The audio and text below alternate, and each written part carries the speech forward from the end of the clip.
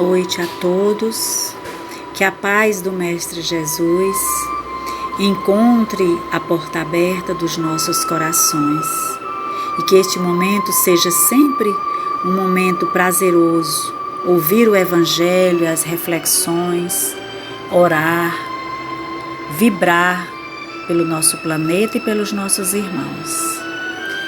Então, neste momento, nos preparemos para a prece inicial. Senhor da vida, aqui nos encontramos mais uma vez e neste momento queremos nos juntar as nossas vozes para que elas ecoem em todo o planeta nesse instante. Primeiramente derramando bênçãos sobre todos os irmãos em sofrimento, de qualquer natureza, de qualquer ordem. Que uma grande luz se derrame sobre este planeta azul. E em cada lugar onde a dor se faz presente, que haja um vento de esperança nos corações. Que esta luz, esta energia intensificada dos nossos corações e dos nossos pensamentos possa chegar em todos os lugares do nosso Brasil, em todas as regiões, em todos os estados, em todos os municípios e no coração de cada um dos que sofrem, seja pelo desemprego, seja pela doença física ou pela doença emocional, ou pela indiferença da sociedade, ou pelo desânimo, pelo desalento, ou pela Covid-19, que tem sido um dos grandes males desta época. Ó Senhor, envolve todos os nossos irmãos, mas envolve também os que trabalham, que lutam diariamente para fazer a economia andar, para fazer com que o nosso país continue trabalhando na rota do progresso, mas que haja progresso espiritual, que haja progresso espiritual no coração dos governantes, que eles possam apiedar-se dos irmãos que sofrem pela seca, que sofrem pela falta de alimento, que sofrem pela desesperança, pela doença, pela dor, de qualquer maneira, de qualquer forma, de qualquer tamanho, de qualquer intensidade. Ó Senhor, envolve os profissionais de saúde nesse instante, que se encontram estressados e cansados de tanta lida nos hospitais deste país. Nos dá, Senhor, a todos nós a proteção, mas que essa proteção venha de nós mesmos também, cumprindo todos os ritos da Organização Mundial de Saúde e dos nossos governantes, para que saibamos nos cuidar e cuidar aqueles que estão no entorno conosco. Nos alimenta a alma de esperança e que o Teu Evangelho de amor, Senhor Jesus, seja o bálsamo e a orientação segura para as nossas vidas. Fiquemos em paz nesse instante.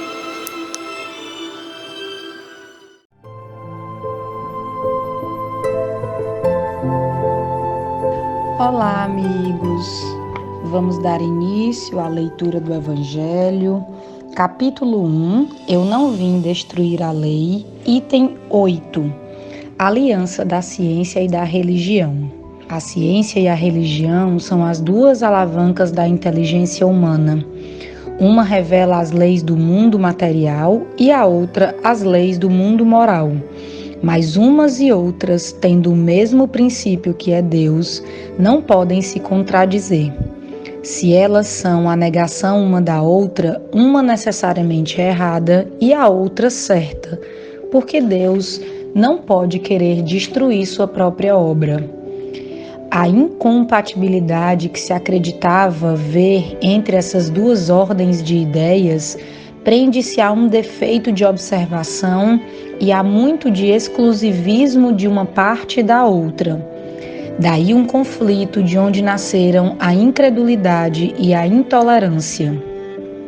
Os tempos são chegados em que os ensinamentos do Cristo devem receber seu complemento, em que o véu lançado propositalmente sobre algumas partes desse ensinamento deve ser levantado, em que a ciência, deixando de ser exclusivamente materialista, deve inteirar-se do elemento espiritual, e em que a religião, cessando de menosprezar as leis orgânicas e imutáveis da matéria, essas duas forças, apoiando-se uma sobre a outra e andando juntas, se prestarão um mútuo apoio. Então, a religião, não recebendo mais o desmentido da ciência, adquirirá uma força inabalável, porque estará de acordo com a razão e não lhe poderá opor a irresistível lógica dos fatos. A ciência e a religião não puderam se entender até hoje, porque cada uma, examinando as coisas sob seu ponto de vista exclusivo, repeliam-se mutuamente. Seria preciso alguma coisa para preencher o vazio que as separava, um traço de união que as aproximasse. Esse traço de união está no conhecimento das leis que regem o mundo espiritual e suas relações com o mundo corporal, leis tão imutáveis como as que regem o movimento dos astros e a existência dos seres. Essas relações, uma vez constatadas pela experiência, uma nova luz se fez. A fé se dirigiu à razão, a razão não encontrou nada de ilógico na fé, e o materialismo foi vencido. Mas nisso, como em todas as coisas, há pessoas que permanecem para trás, até que sejam arrastadas pelo movimento geral que as esmagará se quiserem resistir-lhe em lugar de a ele se abandonarem. É toda uma revolução moral que se opera nesse momento e trabalha os espíritos.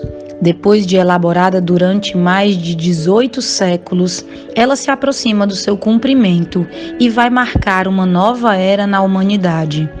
As consequências dessa revolução são fáceis de prever e devem trazer nas relações sociais inevitáveis modificações, às quais não está no poder de ninguém se opor, porque estão nos desígnios de Deus e resultam da lei do progresso, que é uma lei de Deus.